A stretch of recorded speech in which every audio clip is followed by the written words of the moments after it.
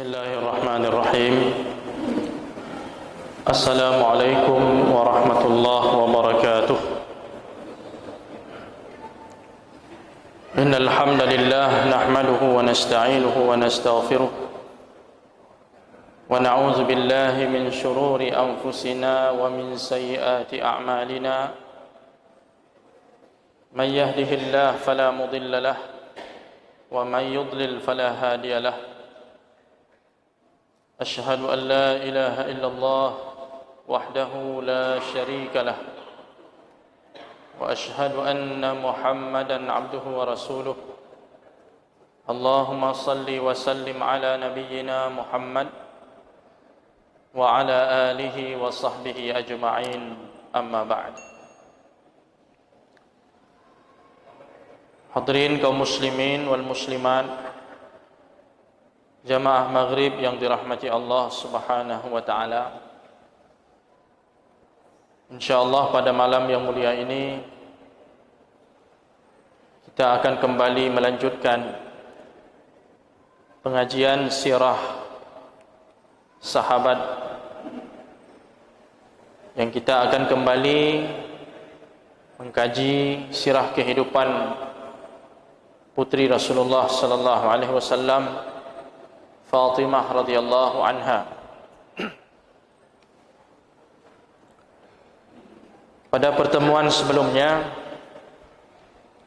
kita membahas berkenaan dengan keluarga Fatimah bersama suaminya Ali bin Abi Thalib dan putra-putrinya.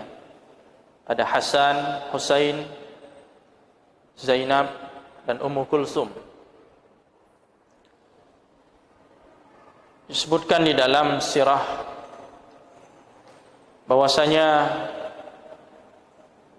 Sayyidah Fatimah radhiyallahu anha hidup bersama Ali bin Abi Thalib radhiyallahu anhu dengan kehidupan yang diliputi dengan ibadah kepada Allah Subhanahu wa taala. Hidup mereka hidup dalam perjuangan, hidup dalam ibadah, kemudian talabul ilm, menuntut ilmu, dakwah ilallah, mengajak manusia ke jalan Allah, wa jihadin fi sabilillah, dan berjihad di jalan Allah Subhanahu wa taala. Meskipun Fatimah radhiyallahu anha seorang perempuan, tapi beliau juga mengisi medan-medan jihad sesuai dengan kapasitasnya sebagai seorang wanita. Sebagai putri Rasulullah sallallahu alaihi wasallam, dia bukan putri seorang raja, tapi putri seorang rasul yang kehidupannya penuh dengan perjuangan, pengorbanan. Dan dia seorang istri dari Ali bin Abi Thalib yang kehidupannya telah dia wakafkan untuk agama Allah Subhanahu wa taala. Jadi bagaimana kehidupan Ali bin Abi Thalib, begitulah kehidupan Fatimah radhiyallahu anha. Dirar ibni Damrah Al-Kinani pernah menceritakan tentang sifat dari seorang Ali bin Abi Thalib. Jika kita mengenal sifat ini pada diri seorang Ali bin Abi Thalib, maka kita bisa mengetahui pula begitulah seorang Fatimah radhiyallahu anha, karena dia mengikuti jejak suaminya, dan suaminya itu mengikuti jejak Rasulullah sallallahu alaihi wasallam. Dirar ibni Damrah dalam sebuah penuturannya dia mengatakan, dan ini dia utarakan di hadapan Muawiyah bin Abi Sufyan. Jika Muawiyah menjadi khalifah, dia minta kepada Dirar, coba kamu ceritakan tentang Ali bin Abi Thalib. Walaupun dulu pernah Muawiyah dengan Ali ini berseteru dan terlibat dalam perang saudara, tapi Muawiyah ingin mendengar apa sih kesan dari seorang Dirar tentang Ali bin Abi Thalib, tentang lawan politiknya itu. Pada awalnya Dirar menolak untuk menceritakan itu. Mungkin dia merasa tidak enak. Yang bertanya ini Muawiyah. Dulu pernah berbeda pendapat dengan Ali bin Abi Thalib. Jadi Muawiyah mendesak, ceritakan saja, saya mau dengar apa pendapatmu tentang Ali bin Abi Thalib. Pada saat itu Dirar mengatakan, kana ba'idal mada syadidal quwa. Ali bin Abi Thalib itu orang yang pandangannya jauh, luas ke depan. Memiliki kapasitas ilmu yang sangat diandalkan. Faqih dalam agama. Bahkan Muawiyah dulu kalau ada persoalan yang dia tidak paham, dia kirim surat kepada Ali bin Abi Thalib. Dia bertanya tentang jawabannya, hukum, fatwa. Padahal waktu itu sedang perang. Jadi secara politik mereka perang, tapi secara agama, hukum mereka saling bertanya, saling koresponden, saling berkirim surat. Kalau Muawiyah menghadapi persoalan di negerinya, dia tanya, kirim surat kepada Ali, ini bagaimana hukumnya? Walaupun waktu itu saling perang. Perang-perang terus, tidak masalah. Ijtihad. Tapi masalah hukum, dia tanya kepada ahlinya. Makanya ketika Ali bin Abi Thalib wafat, Muawiyah termasuk orang yang merasa kehilangan. Dia katakan, telah hilang sebagian ilmu dengan wafatnya Ali bin Abi Thalib. Merasa kehilangan dia. Karena selama ini Ali itu tempat bertanya. Tempat umat bertanya, fatwa, hukum, agama. Syadid al-quwa, Ali ini kata Dirar adalah orang yang sangat kuat.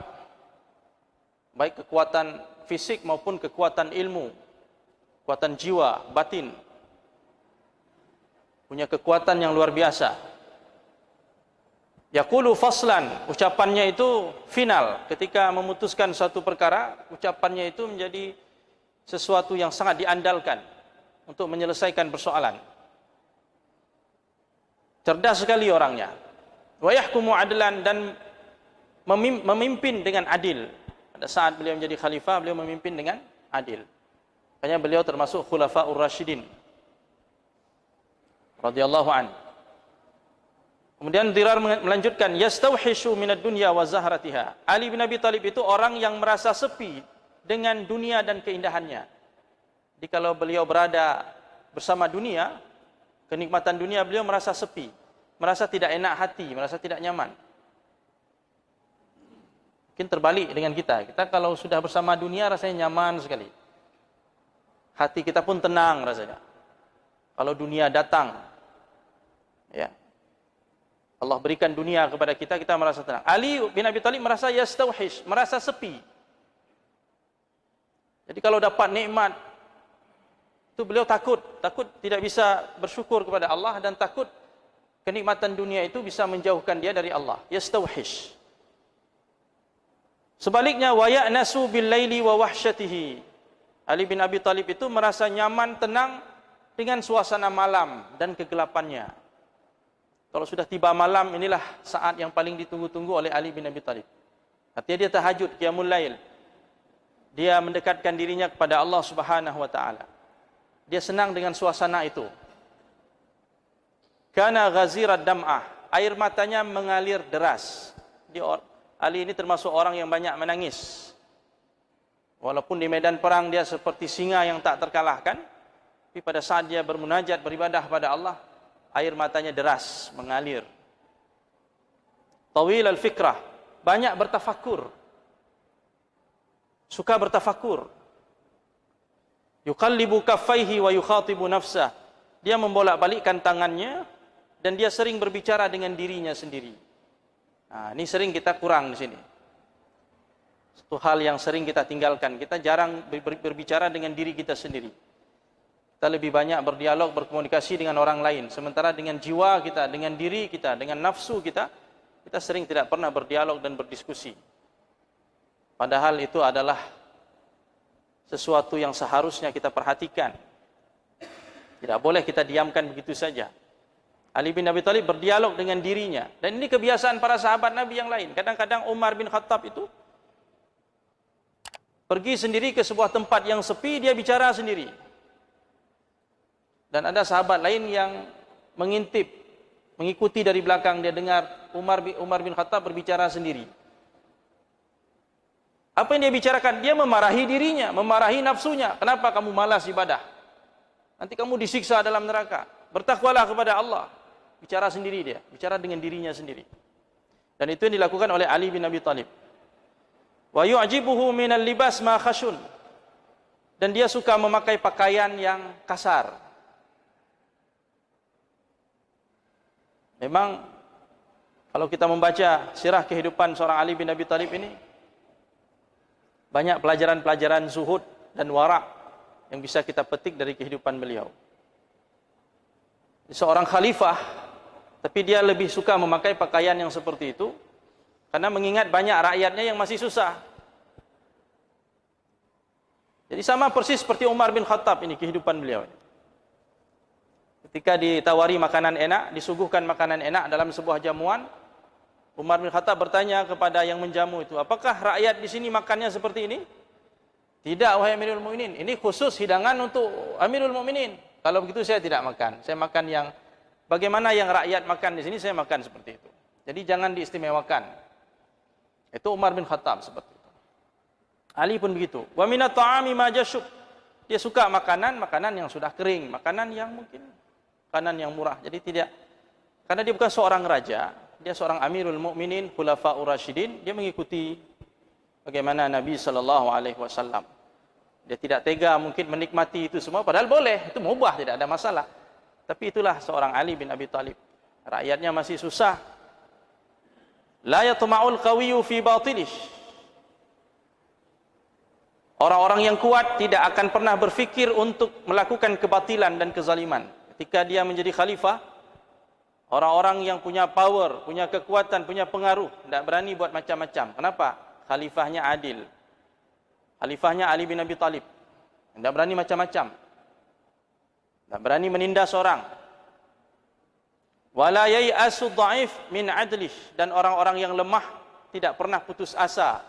Karena Ali bin Abi Thalib memerintah dengan adil. Jadi orang-orang yang lemah merasa semangat, punya harapan hidup. Kenapa? Karena khalifah mereka itu bisa memperjuangkan hak-hak mereka dari orang-orang yang menzalimi mereka. Jadi orang-orang lemah merasa gembira, senang. Kenapa? Ali bin Abi Thalib khalifahnya, Amirul Mukmininnya. Wa ashhadu, dan aku bersaksi, kata Dirar di depan Muawiyah. Dia katakan, laqad ra'aituhu fi ba'dhi mawaqifi. Aku pernah melihat pada suatu kesempatan, aku pernah melihat Ali bin Abi Thalib. Wa qad arkhal lailu sudulahu wa gharat nujumuh. Ketika malam sudah gelap gulita, ketika bintang-bintang sudah terlihat di langit.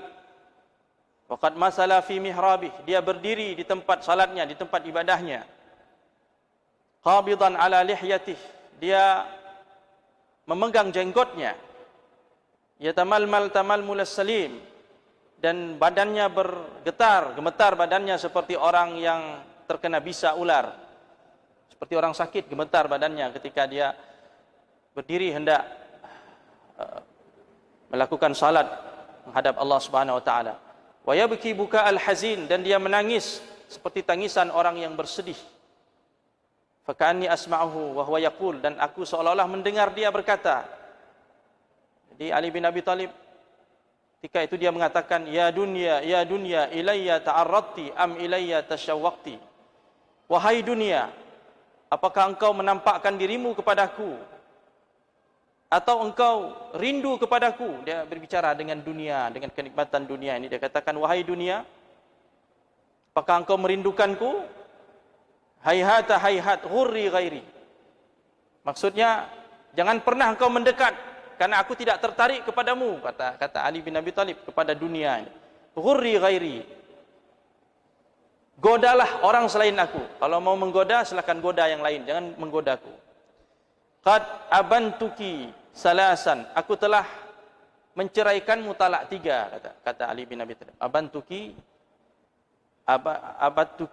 talaqtuki salasan la raj'ata fiha, aku telah menceraikanmu. Jadi Ali bin Abi Thalib telah menceraikan dunia ini talak 3. Kalau talak 3 berarti la raj'ata fiha, tidak boleh balik lagi, rujuk lagi, kecuali nikah lagi, Cina buta katanya ya.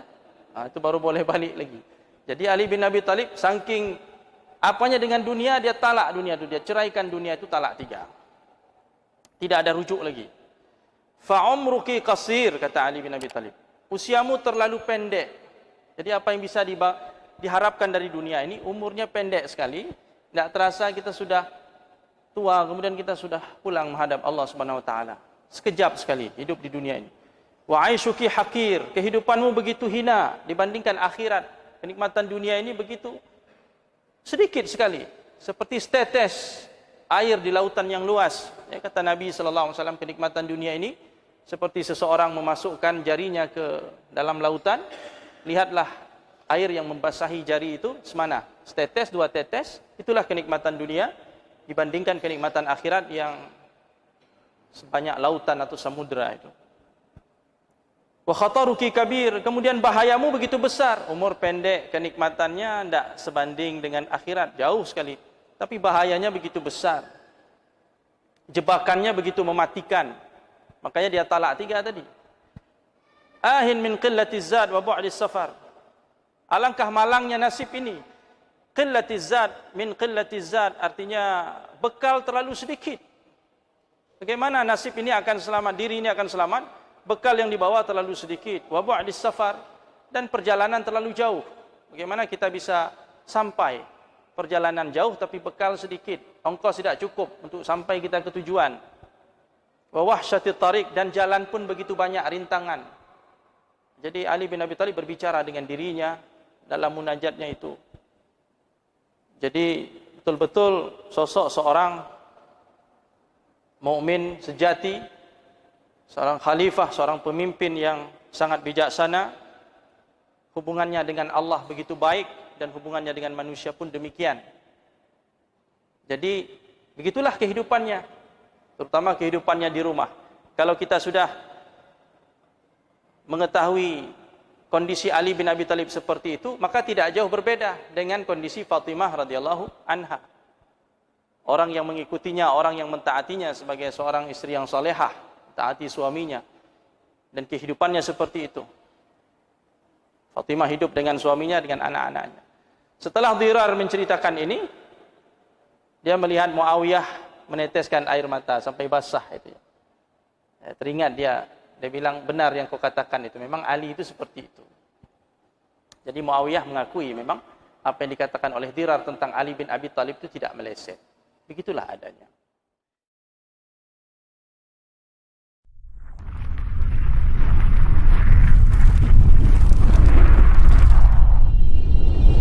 Thank you.